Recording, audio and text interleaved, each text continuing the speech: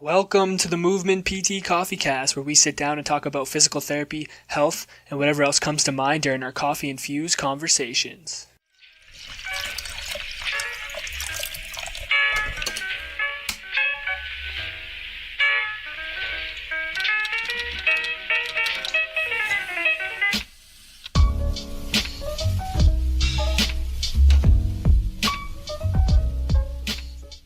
What's going on, guys? Welcome back to the Movement PT Coffee Cast. My name's Dalton, and with me, as always, is my beautifully bearded friend, William. William, how are we doing today? Doing pretty good, man. Got our coffees and we're good to go. Good to go. We're starting off the day. It's a pretty rainy day here in Canada today. We are actually on the GO train making a trip into Toronto. We're doing a little networking opportunity. We're going to meet our friend Elena Luciani. She's hosting an event in Toronto. So we're going to go check her and her brother out. So we're doing a last minute podcast, ghetto style, on the train using our cell phone. So guys, bear with us if the sound's a little bit down. Will, why don't we start off by telling them the delicious coffee that we're drinking today? Yeah, we got Tamp Coffee. It's a place in Burlington, Ontario. And yeah, it's pretty good. I got an Americano here and it's delicious. It's like that perfect drinking temperature right now. Oh yeah, smooth, bold. If you guys are ever in Burlington, check them out. It's a great little spot. It's a nice little place. They got good coffee, good vibes. That's all you need. So, what are you doing here in Burlington, Dalton? What am I doing in Burlington? Yeah. Well, I'm visiting my good friend, William Nicholson. We decided to. We made a little trip up to Toronto this weekend. We were meeting with some people that we met through Instagram. So it's kind of going to lead into our topic today. So what we wanted to talk about with you guys today was why we think. I mean, we're a little biased, but why we think other students should start a social media account and start putting content out and start talking to people and connecting. We kind of came up with three things that we think that people can benefit from starting their social media page, and one of them is connecting. That's the one that we're going to lead off with, and it's kind of funny because we're actually on our way to connect with people that we met on social media, and we wouldn't have met them any other way.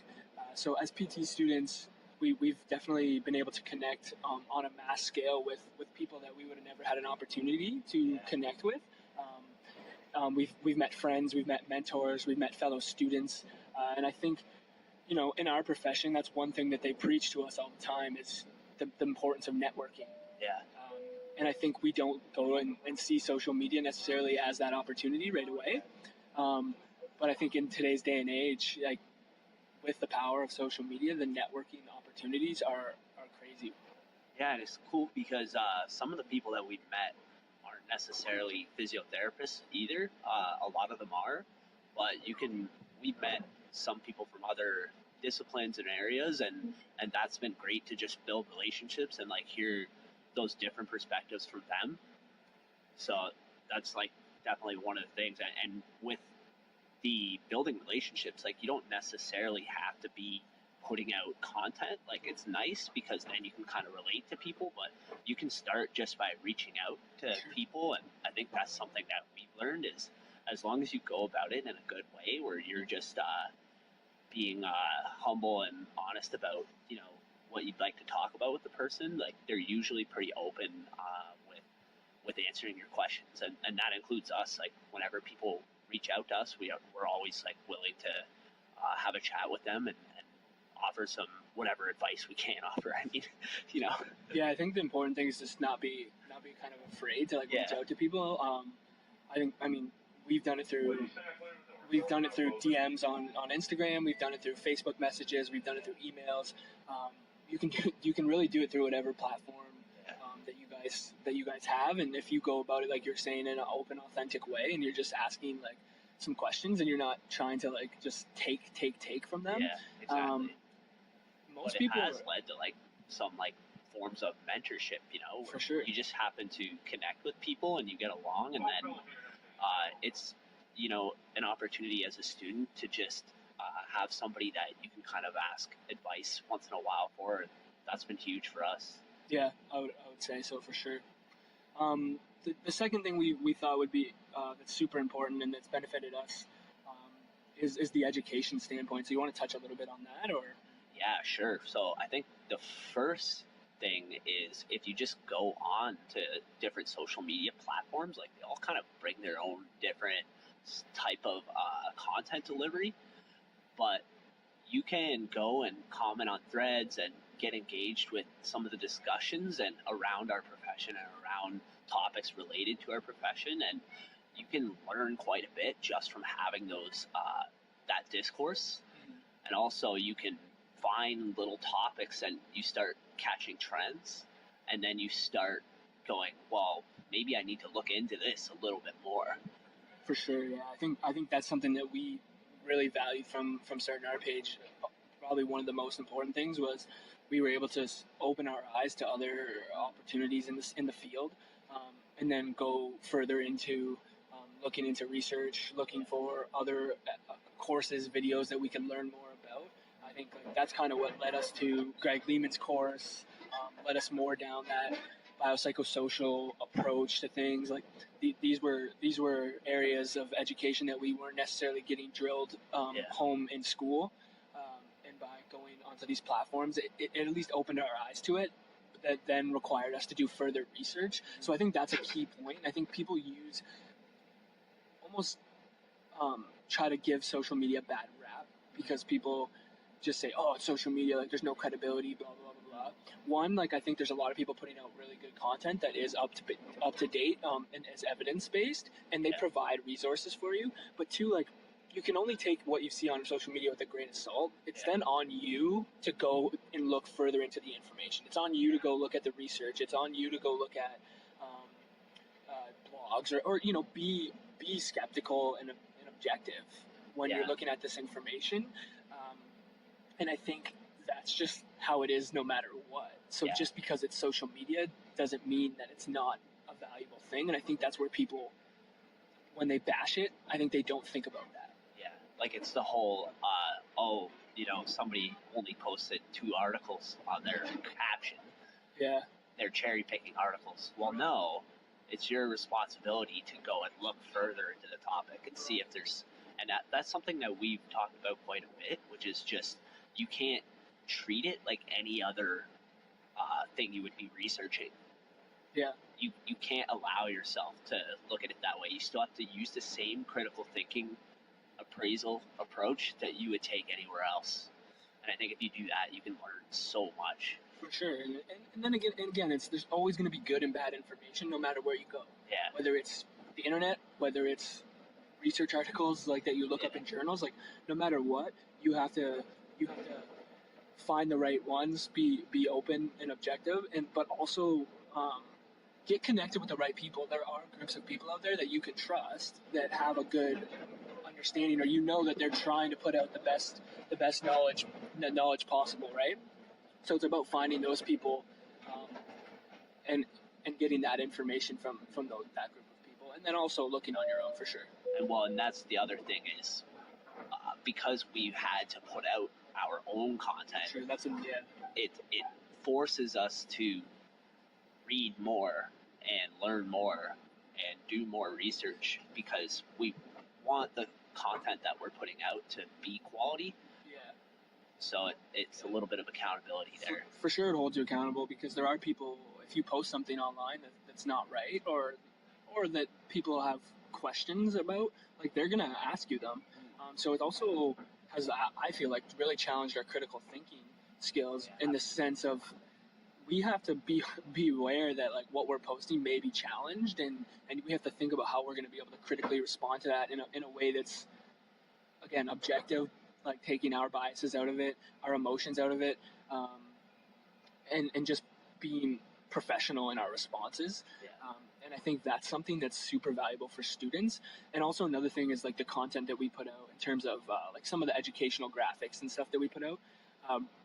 We have to learn how to put it in words that people were going to understand, especially the public. Like that's our aim.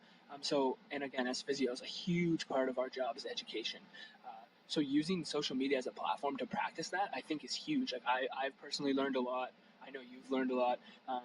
And we've messed up a lot too. Like we've posted things that we go back and read, and we're like, like that's probably not the best way to describe it, or we could have described it a better way. But that's all a part of the learning process. Um, and I think it's good to start learning it now or practicing it now, so that when you get out in practice, maybe it's a little more smooth. Yeah, I agree 100%. And that kind of segues into like our last little point. Is the idea of humility. I think we've learned a lot of that. We've learned that we're not as smart as we think.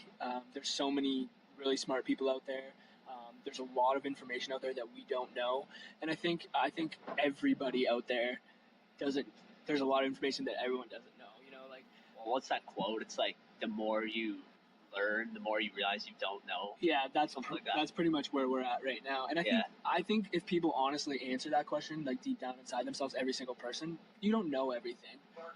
So having the humility and understanding, like it's okay not to know everything.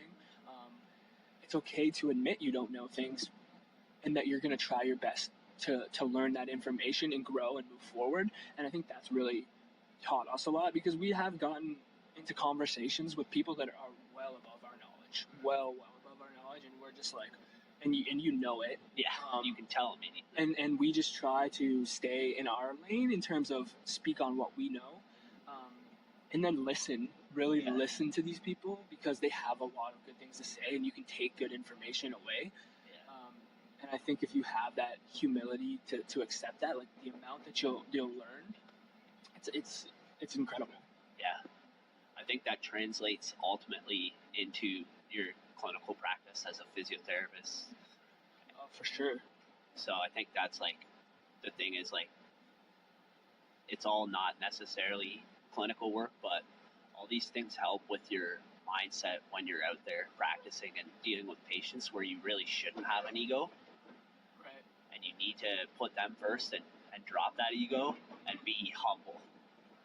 So I think that's something that has really, leaked into our clinical practice. At least we try. Yeah, I mean, it's going to happen, right? Your ego's going to get in the way, but I think if you're aware and you're focusing on trying to be like learn from everyone, continue to learn every day, and having like the humility to say I don't know, I think that's huge.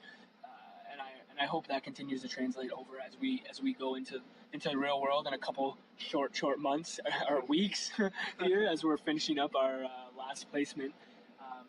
Don't talk about that, Dalton. But yeah, guys. So like, I mean, obviously we're a little biased because we did start our own social media platform, and we've been posting content on it. But I think that also puts us in a position to maybe speak on it a little bit and encourage you guys, if you're students, or even if you're a physio out there, like start putting stuff out there and see what it's like.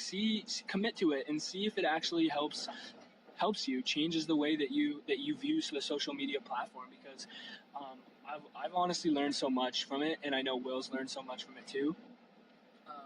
That we really encourage people to at least try it. And if you don't want to put out content, at least go on there and look for it, join the conversations, and try to take something away from it. Yeah. So I think we're going to keep it short, guys, because we're on the train. You're probably sick and tired of hearing all the background noise. So we're going to wrap it up. We're going to wrap it up here. Before we go, though, guys, we really want to say thank you for the support you guys have given us. It's really awesome. It's cool to see that people are consistently listening to our podcast. Hopefully taking something away from it. It's gotten to the point where like we never thought this was going to happen. I think we say it every week, but we really thank you guys for reaching out, or for listening, and we encourage you guys to reach out to us. We want to try to connect more with our podcast listeners, because we've had so much fun doing this. Yep. So if you guys want to find us on social media, as we're talking about social media, you can find us on Instagram at the MVMTPTs, as well on Twitter and Facebook. If you guys want to, please go over to iTunes and subscribe to the PT Coffee Cast. We'd really appreciate that.